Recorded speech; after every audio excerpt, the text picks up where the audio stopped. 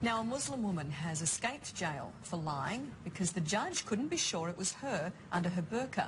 It started last June when a female driver accused police of trying to get her to remove her headwear. She claimed the officers were racist.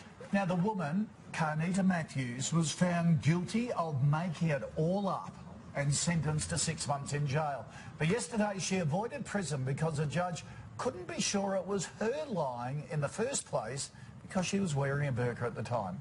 Joining us now, 7 News reporter and 3AW presenter Nick McCallum in Melbourne, and 4BC's Greg Carey in Brisbane. Good morning, gents. Nick, do you think she was lucky to escape jail time? Of course she was lucky, Koshy, but as always with these very emotive issues, if people take a deep breath and think about it, there's a very simple solution. And this one was actually suggested by Shireen Hussain, who is a woman on the Victorian Islamic Council. Now, she reckons the easiest way, and it makes perfect sense, is if a woman does wear a burqa and she does need to confirm her ID, whether it be going into a bank to open a bank account or get a driver's licence or make a police statement. She gives them all the details, then she goes into a private room with a woman official, lifts the veil momentarily, confirms the ID, then everyone's happy. It's a simple solution, it works for both parties. I can't see why it doesn't happen now. Greg, do you think that is the solution, or should we be introducing laws to force Muslim women to show their faces in situations like this? Mel, I don't think we should be introducing laws to make Muslims behave in a certain way. I think we should be introducing laws, and there are laws now that make all of us behave in a certain way, and that there is no exception for people on the basis of religion. Here are the police out there just trying to do their job. Here's a woman refusing to do that, whoever that woman turns out to be, and I think the judge inadvertently has made the same point. He's saying he's dismissing the case on the basis he doesn't know who it was. If they knew who it was, there would be no appeal. We'd know exactly what's going on.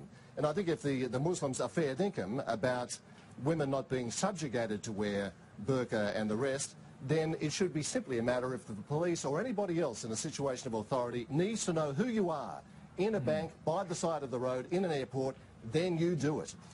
Look, I have some sympathy for the issue and cultural issues and Muslim issues and things like that. But the woman lied. She set up police and she lied and she was found out for it. For me, that changes the rules for this individual case. It certainly does, but in this particular case, if you'd done something as simple as had the mechanism set up where once she makes a police statement, she has to go to a private room, ID herself, then you eliminate those problems down the track. And if she is guilty of committing the crime that she was accused of, well then throw the book at her and you have proved it beyond reasonable doubt. Simple. Yeah. All right, guys. Well, making news this morning, police can now force Muslim women who've been accused of a crime to remove their burqas. Officers in New South Wales have been given the special powers in an Australian first. It's absolutely important that police are able to do their job properly, and I would certainly be one who supports police in making sure they can undertake the duties that we expect of them to make our communities safe every day. Now, the laws will come into force in the next couple of months. They follow a case of a Sydney woman who was charged with falsely accusing a police officer of trying to remove her burqa. Her conviction was later quashed after the judge ruled he could not be sure if she was the actual woman in question because her face was covered. So should other states now adopt the move? And is it reasonable? Email or tweet? Someone to the soapbox? Well, we're just talking out the back. One of the guys was saying when it's cold, he often wears a hoodie to work, you know, driving. And it does, you really have to sort of fight to get your vision going. It really restricts it. How do you drive? How do you operate with, you know? I've got a pair of sunglasses and the little arms are quite thick. Yeah. And I find if I'm driving, I can't glance easily. Cool. Your peripheral in vision. my blind spot. No, I don't. That's why I don't wear them driving. So, so how do you wear? I think it's fair enough if it's done sensitively, taking into account the cultural issues and religious issues. And by an officer of the law. It's good common sense. Muslim women will have to remove their headwear before lawyers and JPs can witness their signatures. Yeah, the new law in New South Wales follows the case of Carnita Matthews, who beat charges because prosecutors couldn't prove who she was. Joining us now are our Talkback Kings and Neil Mitchell from 3AW Melbourne, Chris Smith from 2GB in Sydney. Neil, what do you reckon? Do you think there'll be any opposition from the Muslim community to the move? Oh, I don't think so. I mean, it happens already in parts of the country. In Victoria, a Muslim woman is required to show her face if pulled over when driving, wearing a burqa. She might be taken to the station and presented to a female officer, but she has to show her face.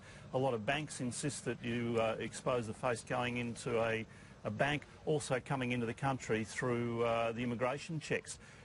I don't think this is the big issue some people think it is. I mean, how many crimes are being committed by women in burqas?